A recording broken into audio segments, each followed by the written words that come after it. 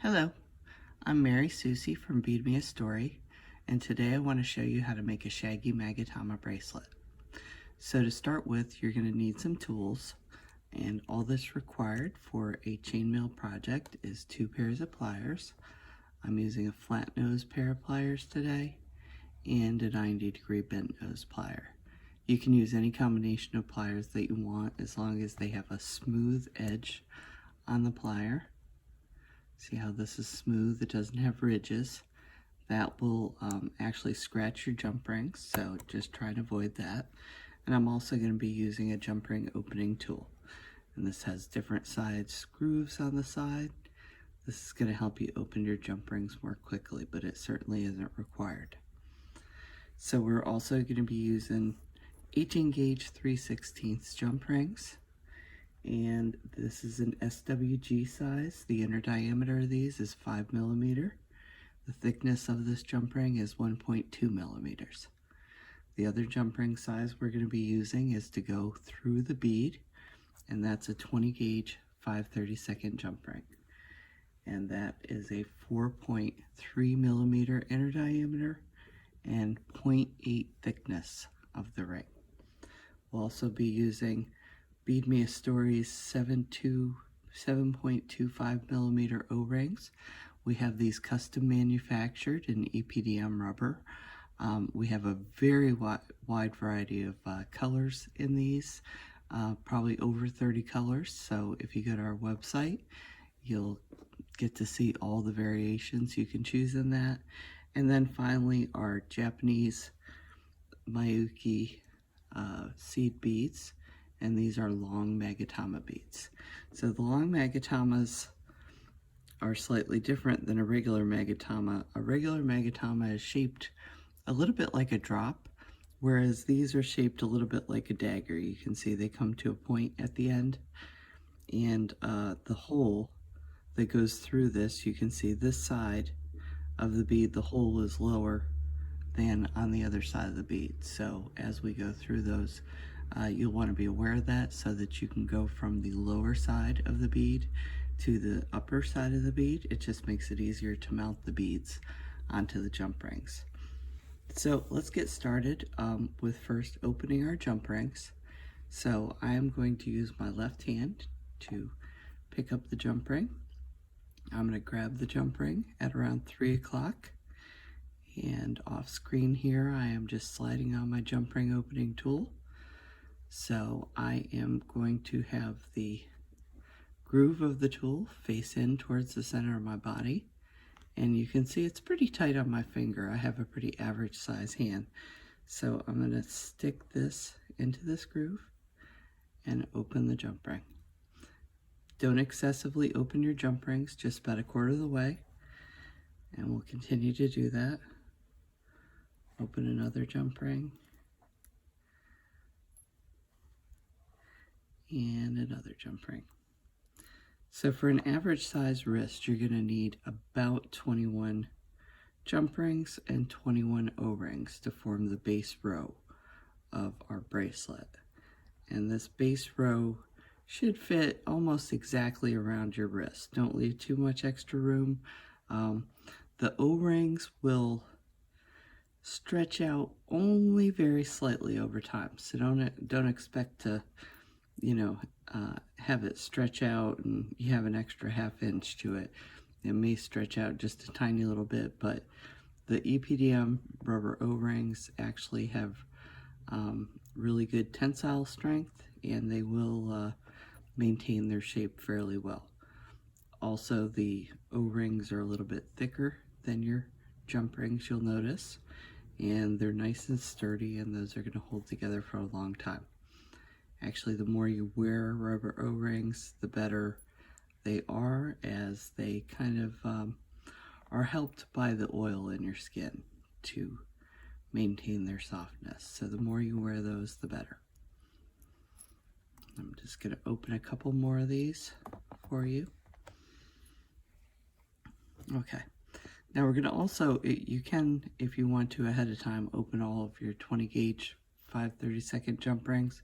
But for right now, I want to go ahead and move into the first steps of building this bracelet. So the first thing we want to do is we're going to make a 1x1 chain, and we're going to make that 1x1 chain by using the jump rings, which get opened to connect the rubber O-rings. Okay, so I'm going to pick up my first jump ring. I'm going to grab it at around 3 o'clock, and then I'm going to pick up 2 of my rubber O-rings, place them onto the jump ring,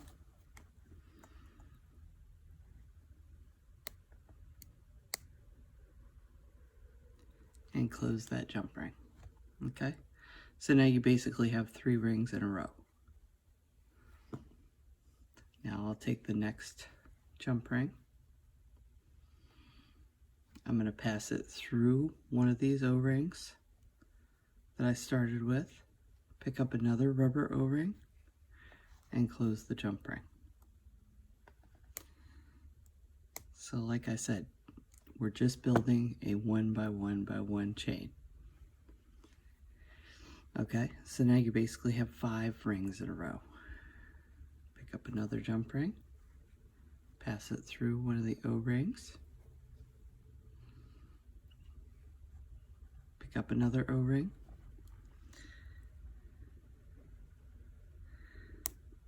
and close.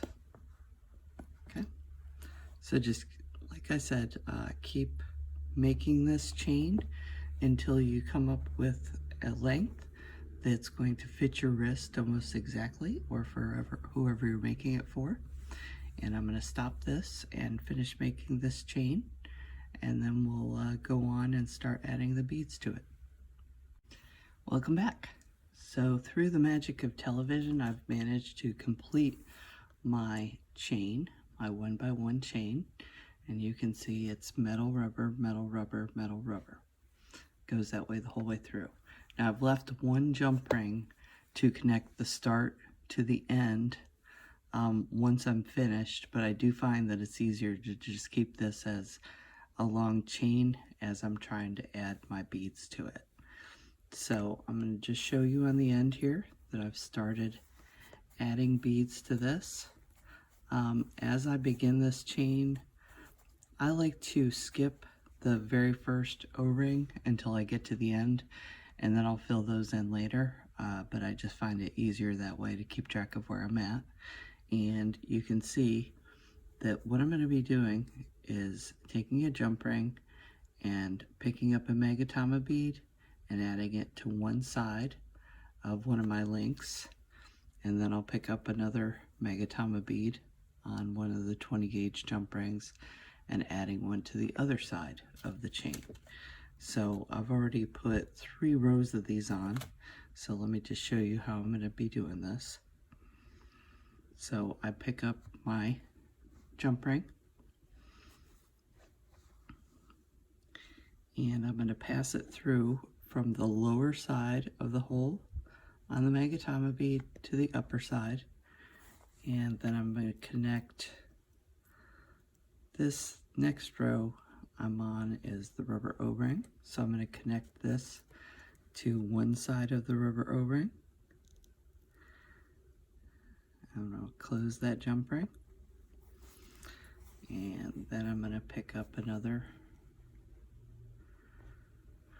ring, pick up my Magatama bead, and I'm going to place this one on the other side of that same ring that I'm working on.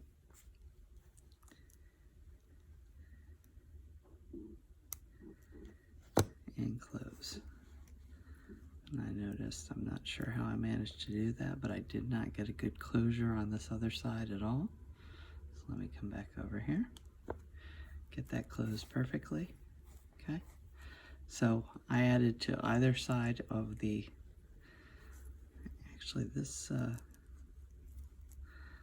jump ring doesn't seem to be even.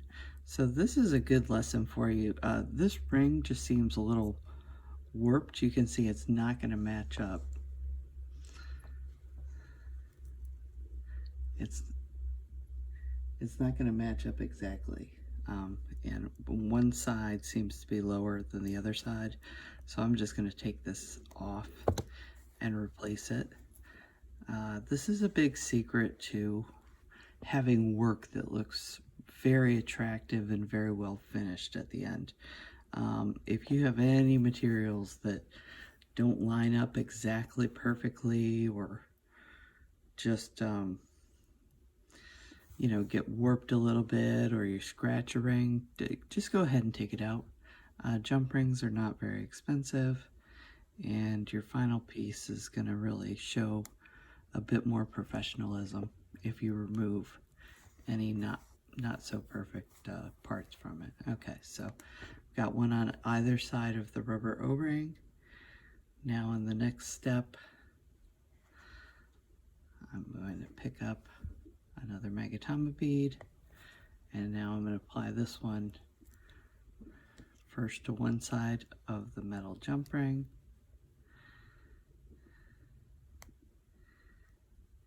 and close, and then pick up another one and apply it to the other side of this jump ring, and close.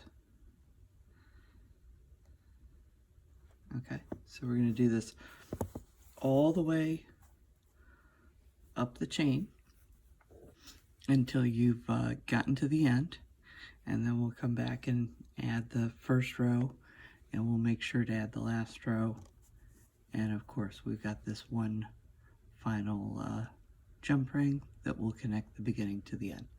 So let me move this a little bit forward, and I'll start back with you in a moment. Okay, so you can see that I've completed going all the way around the chain, adding Magatama beads, and I have a few more sitting here that I'll show you how I'm going to put on. Now, I left the ends, just as I said when I started. I like to leave the ends for last. I just feel like it's easier to start on the second row, and it's easier to keep your place as you're going along.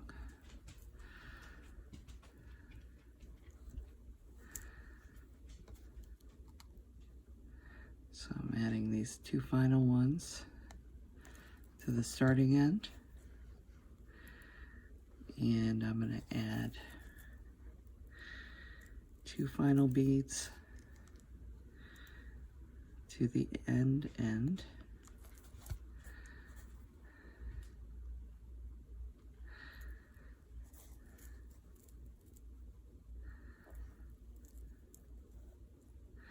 as we join the start and finish together, it's going to be important to keep these separated on either side of these rings, so that it follows the same pattern as the rest of the piece. Okay, so we've got these completed, and I'm going to pick up my final jump ring. If you remember, I saved this at the beginning to come back to connect the start to the finish. So like I said, see how I'm keeping one of these beads on this side and one on this side, so that when I pass through here, these are going to stay separated. And I'm going to make sure that as I join the other end, that again, these are going to stay separated. So I'm going to join the starting end to the final end.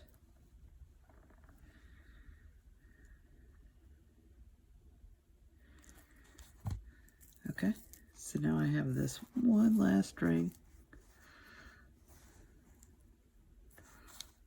Close that just a little better.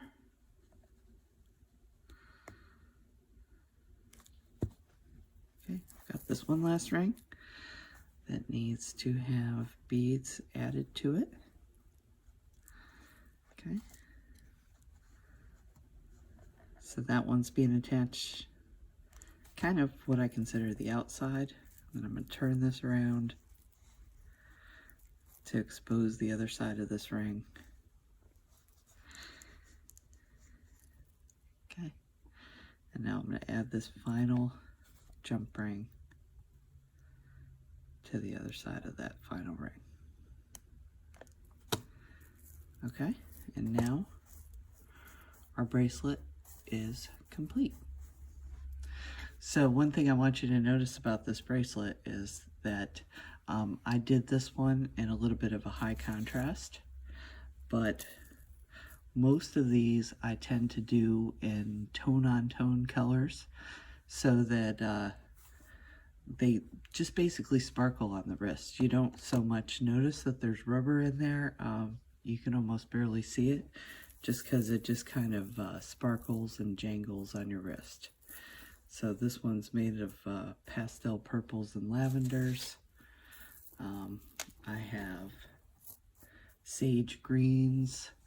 And on this one, I wanted to do it in slightly more contrasting colors only because you would be able to see it better in the video. So the other thing I want you to notice about this is that because it's got the rubber in the center of it, it's going to stretch.